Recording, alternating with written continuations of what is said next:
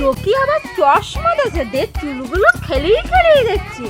ও মা, কি হয়েছে তোমার চুল এত খেলেই খেলেই কি দেখতেছো? বৌমা, এই দেখো দিনি আমার চুলগুলো কালো হয়েছে তো, দেখো দিনি পাকা চুল তো দেখা যাচ্ছে না তো, একটু ভালো করে দেখো দিন। বাবা, এই বয়সে আমার চুল কালো করছে? এত চুল কালো করে কি হবে? ওরে এই পাকা চুলগুলো বেরিয়ে থাকলি বয়স বয়স লাগে, বিশাল বয়স, মনে হয় বুড়ো হয়ে যায়।